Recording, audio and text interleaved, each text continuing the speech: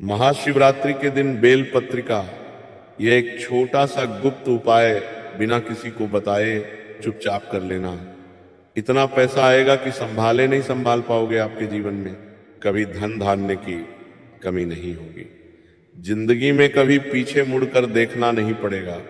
जी हाँ दोस्तों, देखिए जिस उपाय की बात मैं इस वीडियो में करने वाला हूं, ये उपाय न तो आपको किसी शास्त्र में मिलेगा और न ही किसी पुराण में मिलेगा, क्योंकि ये उपाय इतना गुप्त, इतना दिव्य एवं इतना चमत्कारी है कि प्राचीन काल में केवल कुछ विशेष ज्ञानियों एवं शिष्य मुनियों को ही पता था। और यदि आज यह गुप्त उपाय आपके कानों तक पहुंच रहा है तो यकीन मानिए साक्षात भगवान शिव ने आपको चुना है। इस उपाय को सुनने के लिए देखिए, यह उपाय आपको मैं नहीं बता रहा हूं, ये उपाय साक्षात भगवान शिव आपको बता रहे हैं। इसीलिए आज इस छोटी सी वीडियो को शुरू से लेकर अंत तक ध्यान से जरूर देखना, क्योंकि शिवरात्रि पर पूरे 52 वर्षों के बाद एक महासयोग बन रहा है। और इस महासयोग के दौरान यदि किसी भी भक्त ने यह छोटा सा उपाय कर लिया तो आपके जीवन के हर एक दुख, हर एक कष्ट और हर एक तकलीफ दूर होगी। जी हाँ, देखिए ये उपाय उन लोगों के लिए भी कारगर साबित होगा जो लोग ग्रह दोष से पीड़ित हैं, जिन लोगों को पितृदोष लगा हुआ है और इन दो दोषों के कारण मनुष्य की कभी भी तरक्की नहीं होती है, उसका जीवन थम जाता है, उसका जीवन रुक जाता है।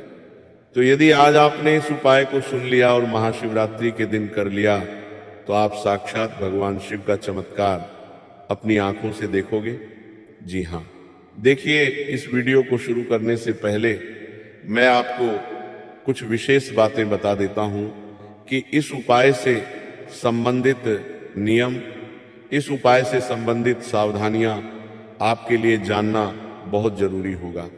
क्योंकि देखिए, उपाय को जानने के बाद कई सारे लोग वीडियो को ऐसे ही छोड़ देते हैं, लेकिन जब तक हमें उपाय से संबंधित ज्ञान, उपाय से संबंधित नियम, उपाय से संबंधित सावधानियों का पता नहीं होता है तो वो उपाय हमें कभी भी कष्ट पहुंचा सकता है।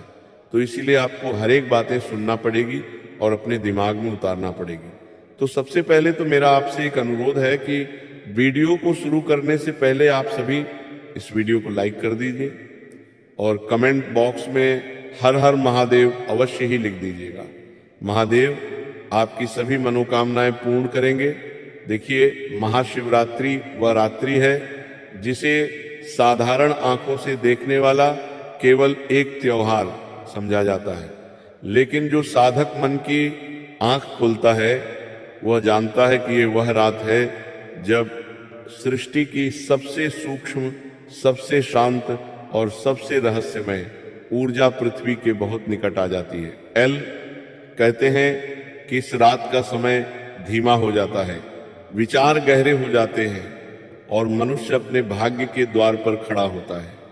जी हाँ, देखिए भगवान शिव को लेकर पुराणों में कई सारी बातें कही गई है।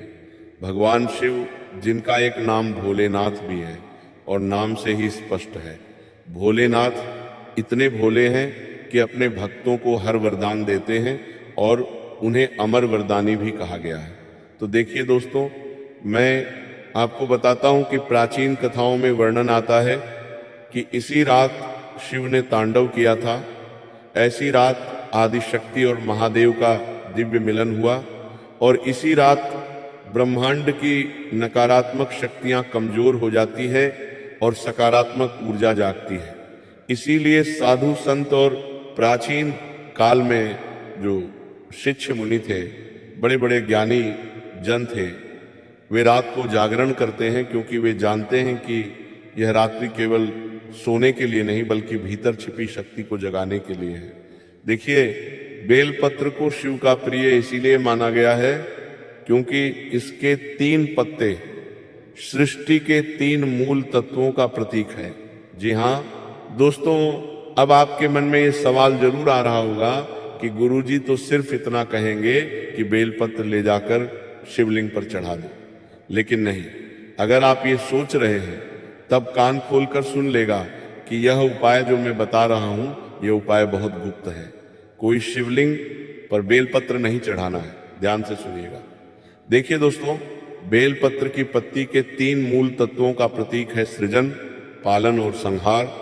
और जब मनुष्य बेलपत्र अर्पित करता है तो वह अपने भीतर की अशुद्धियों को छोड़ने का संकेत देता है। शिवलिंग पर चढ़ाना केवल परंपरा नहीं, बल्कि यह अपने अहंकार को बढ़ाने का प्रतीक है। देखिए, दूध चढ़ाना मन की शांति का संकेत है और मौन जप करना आत्मा को स्थिर करने का मार्ग है। जब किसी व्यक्ति की आत्मा स्थिर हो जाती है, उसकी आत्मा इधर उधर नहीं भटकती है, तो उसे भगवान शिव अवश्य दिखाई देते हैं और भगवान शिव का आशीर्वाद जरूर प्राप्त होता है। अब देखिए, कहते हैं कि इस रात चंद्रमा की स्थिति मन को अत्यंत संवेदनशील बना देती है और भगवान शिव तो अपने जटाओं में चंद्र को धारण करते हैं। इसीलिए जो शिवरात्रि के दिन शिव का स्मरण करता है तो उसके भीतर छिपी बेचैनी धीरे धीरे शांत होने लगती है, उसका मन हल्का होने लगता है। और देखिए, कई लोग इस रात केवल पूजा करते हैं, पर कुछ लोग ऐसे भी होते हैं जो मौन साधना करते हैं, क्योंकि वे जानते हैं कि इस रात बिना बोले किया गया संकल्प, बिना बोले किया गया उपाय, बिना बोले किया गया कोई भी गुप्त कार्य कई गुना प्रभाव देता है। जी हाँ दोस्तों, प्राचीन ग्रंथों में वर्णन आता है कि जो व्यक्ति इस रात्रि अपने मन को स्थिर कर लेता है, उसके जीवन की दिशा बदलने लगती है। उसके जीवन की जो बाधाएं रहती है वह धीरे धीरे हटने लगती है, धीरे धीरे टूटने लगती है और निर्णय स्पष्ट होने लगते हैं और भय कम होने लगता है। अब उस रहस्य की ओर बढ़ते हैं जिसे बहुत कम लोग समझते हैं और बहुत कम लोग जानते हैं। देखिए, ये कोई तांत्रिक क्रिया नहीं है। आप सोच रहे होंगे कि मैं आपको कोई तांत्रिक क्रिया बताऊंगा, कोई जादू, कोई टोना टोटका बताऊंगा, तो बिल्कुल भी नहीं। बस एक साधारण सा गुप्त और इतना पवित्र उपाय बताऊंगा कि ये उपाय और इस उपाय की पवित्रता माता लक्ष्मी को शिवरात्रि के दिन अपने घर में निवास स्थिर करवा देगी। जी हाँ, देखिए बता देता हूं कि यह कोई तांत्रिक क्रिया नहीं है, कोई दिखावा नहीं है, बल्कि एक मौन संकल्प है जिसे केवल शांत मन से करना चाहिए। जब महाशिवरात्रि की रात गहरी हो जाए, जब आसपास का शोर शांत हो जाए, जब घर के लोग सो जाएं, उसके बाद आज आप स्नान करें। स्नान करने के बाद सफेद वस्त्र पहने और एक दीपक जलाए और कमरे की रोशनी हल्की रखें। जी हाँ, देखिए, अगर उपाय करना चाहो और उपाय करने के नियम अगर आप जान लो तो हर उपाय फल देता है। आज के समय में कई लोग ऐसे हैं जो सिर्फ उपाय कर लेते हैं, लेकिन उपाय से संबंधित नियम, उपाय से संबंधित कार्य विधि, उपाय से संबंधित नीतियां नहीं सुनते हैं। तो देखिए, बता देता हूं कि कमरे की रोशनी हल्की रखें और हल्की रखने के बाद अब आपको क्या करना है कि जमीन पर बैठना है और रीढ़ की हड्डी बिल्कुल सीधे रखना है। आंख बंद करें और कुछ पल के लिए केवल अपनी सांसों को सुने। तो इससे धीरे धीरे मन शांत होने लगेगा। क्योंकि देखिए दोस्तों, किसी भी उपाय को करने से पहले, किसी भी पूजा को करने से पहले, किसी भी पाठ या किसी भी हवन या कोई भी आध्यात्मिक क्रिया करने से पहले हमें अपने मन को शांत जरूर रखना चाहिए। अब गुप्त साधना प्रारंभ होती है। वह गुप्त साधना जिसको सुनने के लिए आपने इस वीडियो को खोला है, अर्थात वह गुप्त उपाय जो आपकी किस्मत की दिशा बदलेगा, जो आपके भाग्य को संवारेगा और जो आपकी जिंदगी बदल देगा। देखिए, एक पूर्ण खंडित नहीं बल्कि पूर्ण बिल पत्र लीजिए, बिना टूटा हुआ। अब देखिए, उसके बाद आपको क्या करना है वो मैं आपको बताता हूं। जब आप बेल पत्र लें तो उस बेल पत्र को किसी को भी नहीं दिखाना है। जी हाँ, वैसे तो इस उपाय को आप बिल्कुल शांत और अकेले बैठकर करेंगे तो अच्छा रहेगा। अब देखिए, आपको क्या करना है कि आपको एक बेल पत्र लेना है। ऐसा बेल पत्र लेना है जो टूटा हुआ ना हो, खंडित ना हो, उसमें किसी भी प्रकार का छेद ना हो। जी हाँ, इतना करने के बाद उसे अपने दोनों हाथों के बीच ऐसे छिपाए जैसे कोई दीपक हवा से बचाता है।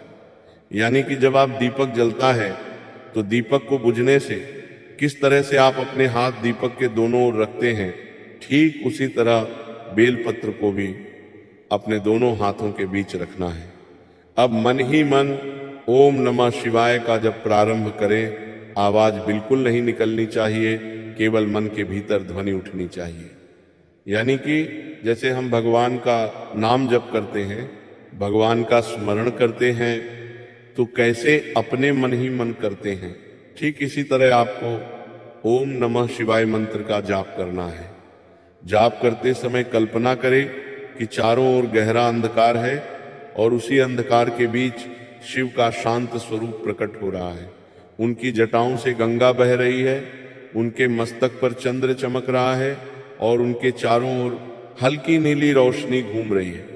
देखिए, आपको मैं बता देता हूं कि अगर भगवान में विश्वास करोगे तो आपको लगेगा कि हाँ, साक्षात भगवान है, और भगवान में विश्वास नहीं करोगे तो आपको अगर भगवान साक्षात आकर दर्शन दे देंगे, कभी यही महसूस होगा कि भगवान ही नहीं।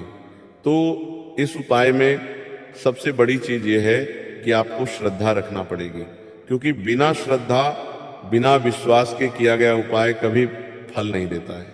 तो देखिए, आपको मैं बता देता हूं कि हर जप के साथ कल्पना करें कि आपके जीवन की एक एक रुकावट धुएं की तरह मिट रही है, जैसे कि मन का भय, असफलता की चिंता, आर्थिक दबाव सब धीरे धीरे हल्का हो रहा है। और 108 जब पूरा होने पर आप अपनी आंखें धीरे से खोलें। अब उस बेलपत्र का आपको क्या करना है, ये मैं आपको बताता हूं। देखिए, उस बेलपत्र को अपने हृदय से लगाएं और मन ही मन कहें, हे महादेव, मेरे घर से अभाव, भय, रुकावट दूर करें और मुझे मेरे जीवन में सही मार्ग दिखाएं। इतना आपको बोलना है। अब बिना किसी से बोले उस बेलपत्र को आपको चुपचाप शिवलिंग पर अर्पित कर देना है। और इतना ध्यान रखिएगा दोस्तों कि जब आप मंदिर से, शिवालय से घर की ओर लौटे तो लौटते वक्त पीछे मुड़कर बिल्कुल नहीं देखना है। और घर आकर एक मुट्ठी कच्चे चावल ले और उत्तर दिशा की ओर रखें। अब देखिए, आपने जो दीपक जलाया था वह दीपक बुझाए नहीं, बस मन ही मन धन्यवाद कहें और सो जाए। अब उसके बाद आपको क्या करना है, देखिए, यहाँ पर इस उपाय की महत्वपूर्ण बात आती है कि हमने उपाय तो शिवरात्रि की रात्रि को कर लिया, लेकिन उसके बाद क्या, तो आपको बता देता हूं कि अगली सुबह जब आप उठें तो आपने जो चावल उत्तर दिशा की ओर रखे थे, उन चावलों को या तो पक्षियों या गाय को खिला दें। देखिए, इस साधना का रहस्य यह नहीं है कि अचानक धन बरसेगा। आप सोच रहे होंगे कि मैंने तो उपाय कर लिया और मेरे जीवन में धन धान्य आएगा तो नहीं। ये आपकी सबसे बड़ी गलतफहमी है। देखिए, इस उपाय को करने से धन नहीं आएगा। इस उपाय को करने से आपके जीवन में जो मन की अशांति थी वह अशांति मिटेगी और आपका मन स्थिर होगा। आपके निर्णय सुधरेंगे और अनावश्यक खर्च कम होंगे। देखिए, अवसर दिखाई देंगे और धीरे धीरे जीवन में स्थिरता आएगी। तो मैं आपको बताता हूं कि असली धन केवल पेशा नहीं, शांति, स्वास्थ्य, अवसर और सम्मान है।